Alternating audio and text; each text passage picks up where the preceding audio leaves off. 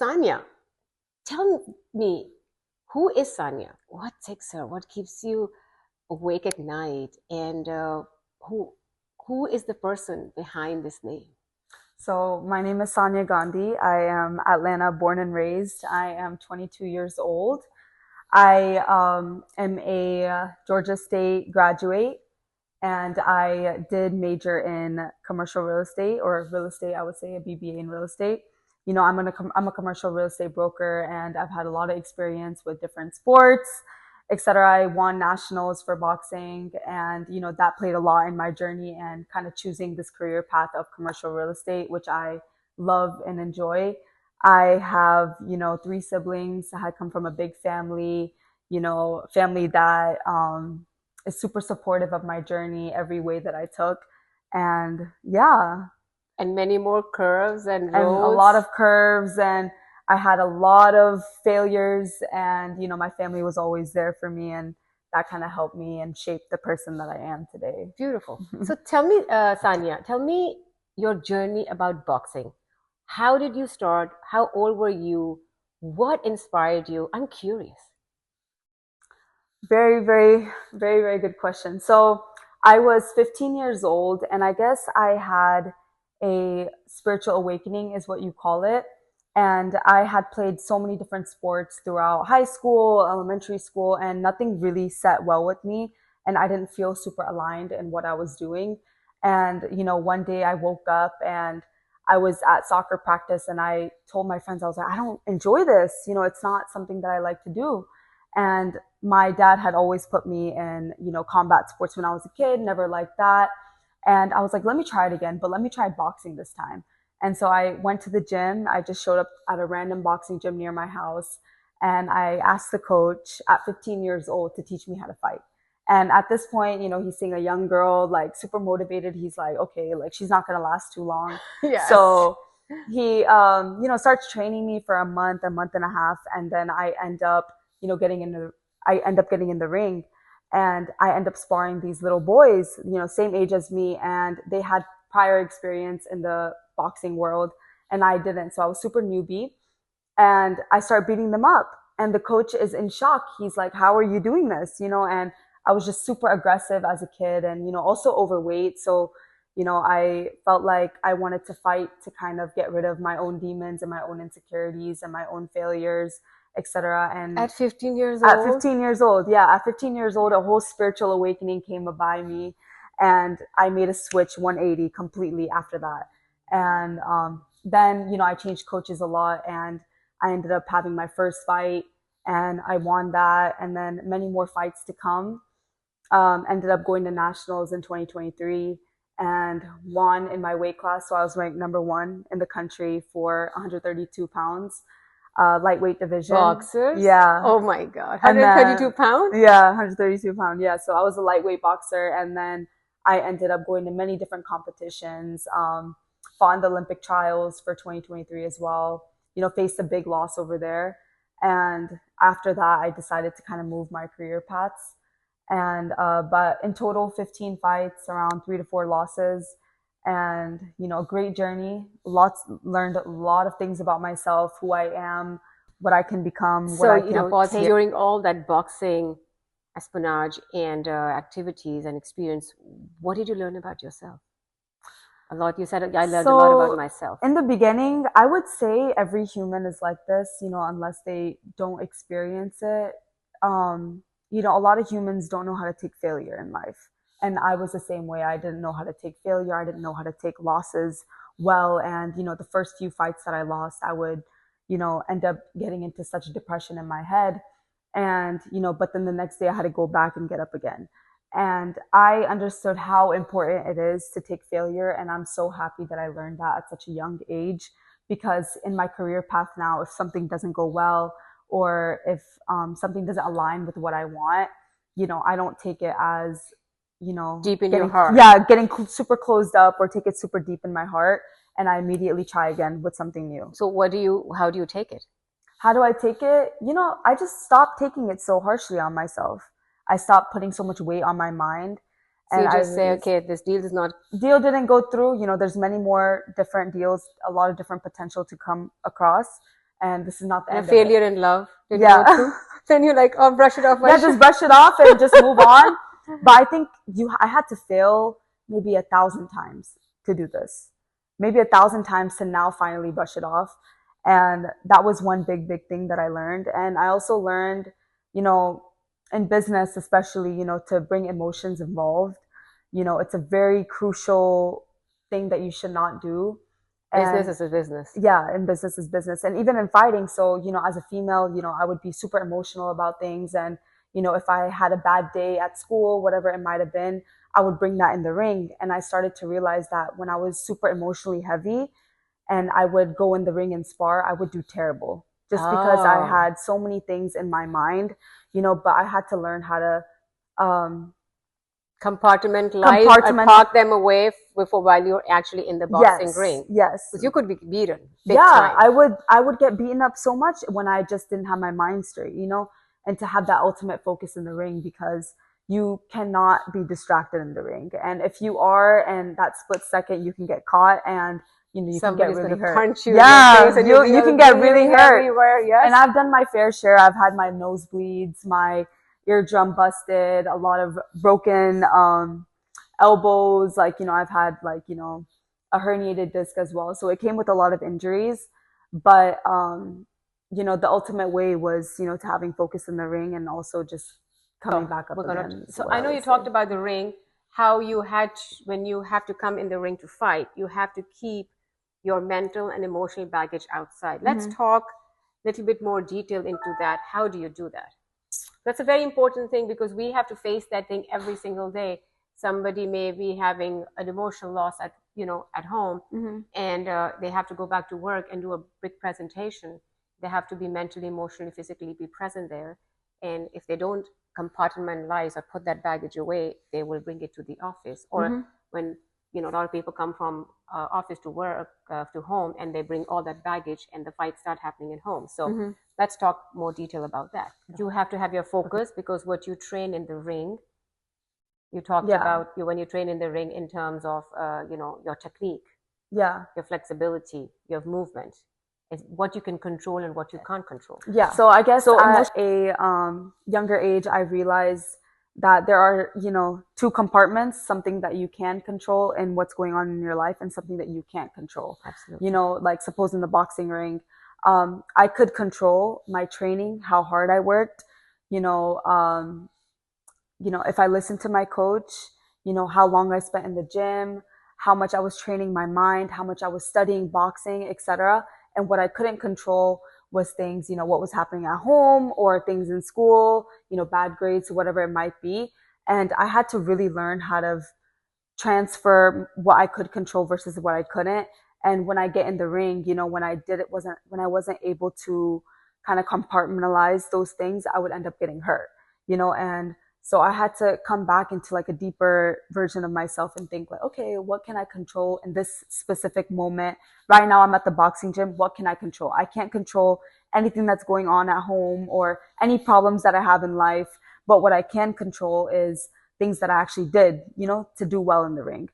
So I would have to kind of come back. And that is, a lot of deep work that you have to do within yourself, and a lot of practice, to kind of leave those things behind, and focus on being present in the moment.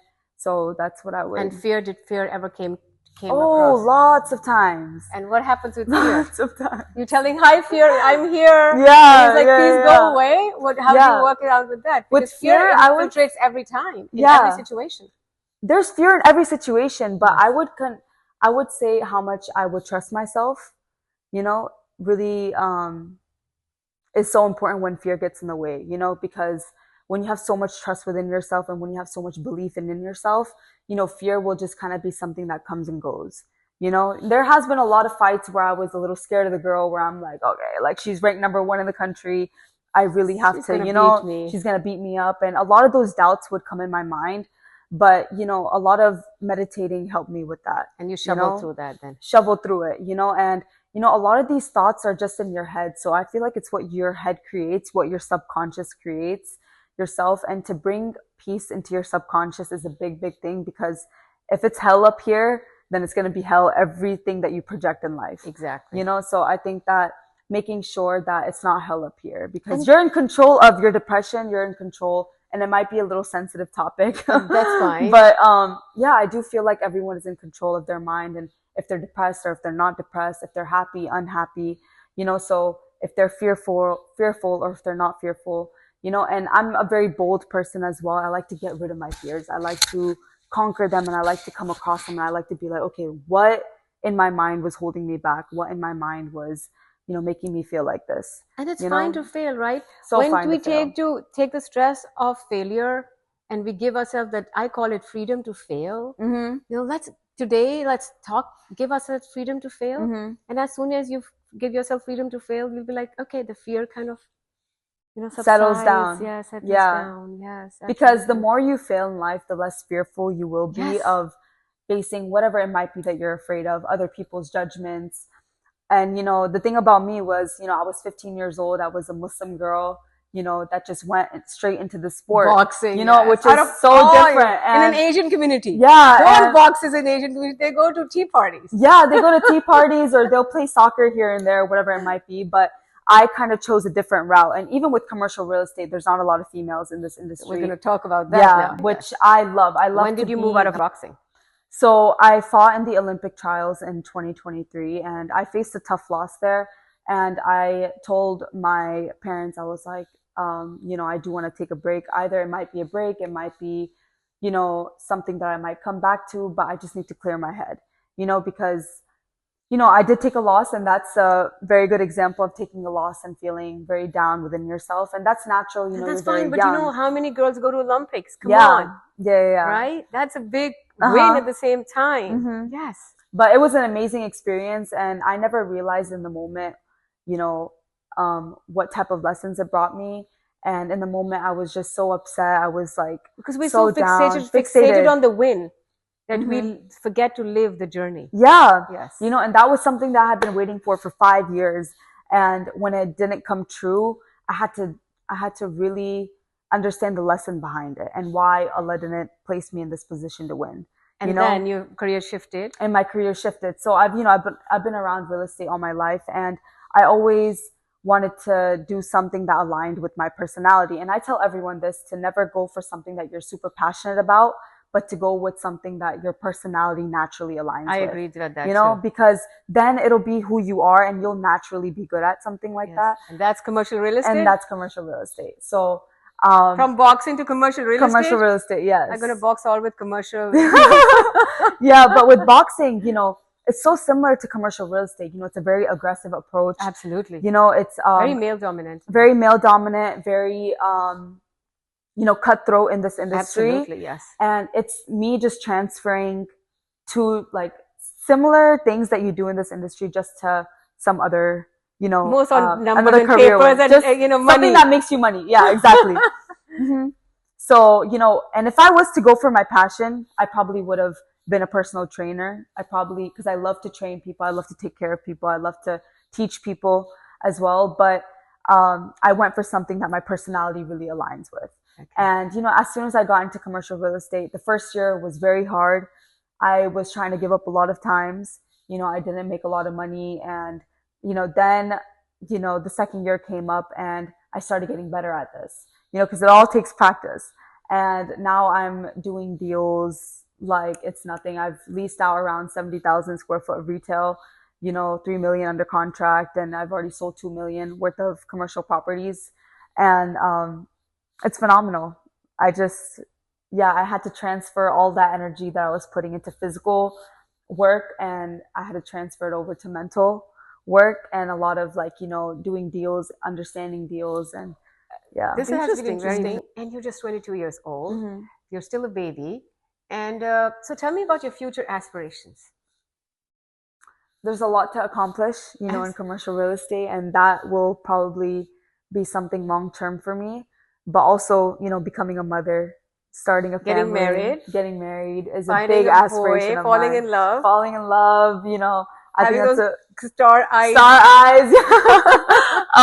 You know, and wanting to take care of my family is probably something that I really look forward to, and I want to do, and I want to be able to do that, taking care of my siblings, having them stress free. And I don't mind taking on a load.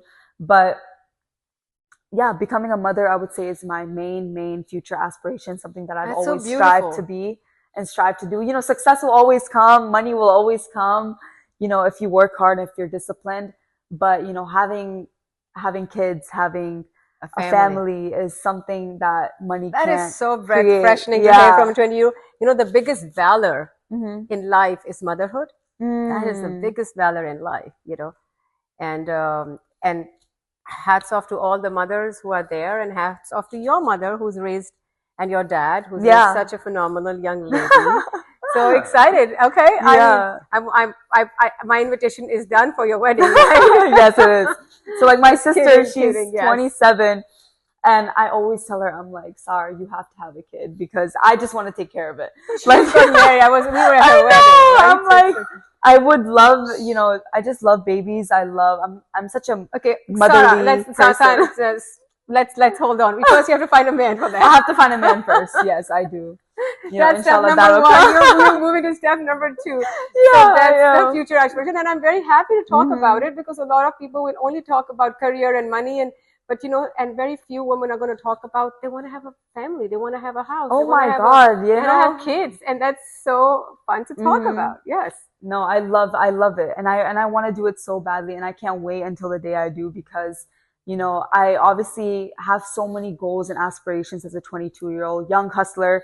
I'm a dog when it comes to work. I really am, and having a mother and being in such your feminine side is just another feeling. And that's beautiful. I'm able to experience that even now, because in boxing, I had to be in such my masculine energy, which now I'm able to kind of translate that a little bit into my feminine. Yes, but I want to be in my full ultimate feminine energy when you become a mom. When I become a mom, okay, that's going to be beautiful. My biggest. That's going to be my biggest. Yeah, I can't wait to be part of that journey. Yeah, no, it's going to be wonderful. Exactly. So tell me about your, what advice would you have for your younger self if you were still 15, or what advice would you have for people if they want to walk into your footstep? And there's still many footsteps you're going to take. So I just want to see how Gen Z sees the world from us. Yeah.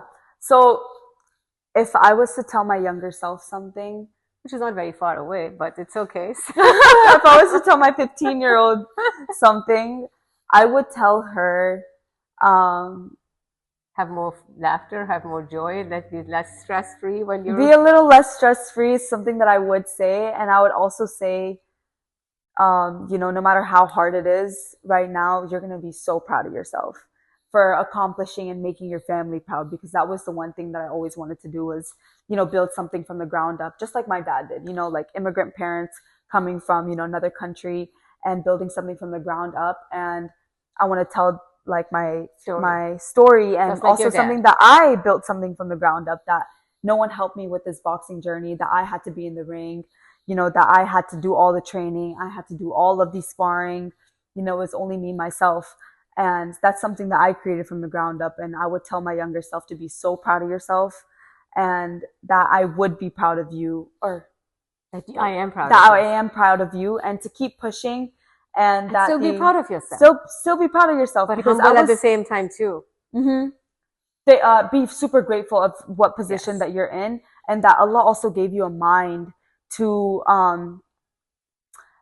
have this thought of wanting to do something so difficult in your life. Yeah. So because a lot of last question is, I actually want to see the world through a Gen Z eye. I'm a mom of an Alpha, Gen Alpha, so I am seeing the world through their eye. But I want to see how the world is from your eyes, the good and the bad. Okay. Both come in the same vessel. Yeah. So I do feel like in the Gen Z world today, with a lot of different young people that I meet around my age, I feel like there is a lack of drive, a lack of accomplishment, and a lack of staying uncomfortable is what I would say. I feel like, everything is given in our hands these days, to where you don't have to work hard to get what you want. Your parents did a lot of hard work. Yeah, because they did, and I have it easier than my parents did. And also I feel like we don't use a lot of females these days, or even men these days, we don't use the resources that we have in this world to kind of be successful, to work hard. And I feel like we are a little more relaxed than we should be. Okay, so and what's the good part of the thing? Good part of Gen Z, we bring fun, young energy That's to the always table. there. That's always going That's to always be there. the good thing. The good thing about Gen Z. I think they're less judgmental from our time frame. Oh yeah, yes, I would say that. That's a great thing. They're like they're this more open-minded is what I would say. Exactly. More able to accept things. Yes. I would say that than our parents were. More able to accept faults, I would say, or even being more open-minded in general. Career-wise, marriage-wise. I think that that's a great thing that Gen Z has. We're not very traditional. You guys, I think I call Gen Z is you guys are changing the good traditional values with a little bit of more modern zest. It is. Right? Yeah. So they're there, but there's a little bit modern zest, which we all need it. We do need that. Yeah. Modern zest. Exactly. Especially like, our older people. I think the older traditional mindset have been seeing like our modern zest, and they're getting comfortable with it now. Yes. Like my parents, they're like, oh, why'd you do this? And I'm like, Dad, like, it's just us kids. We just do this, And they're here to stay. So parents of Gen Z, they're here to stay. And so let's go ahead and get tuned with the modern zest. Yeah. With our traditional twist. With our traditional twist. Very true. Good. Thank you so much. Thank you. It was a really fun conversation. Yeah, no, it definitely was. I learned, quite great things from you too. And I, hopefully we can do business together. Absolutely. And continue to grow, prosper this friendship. Exactly.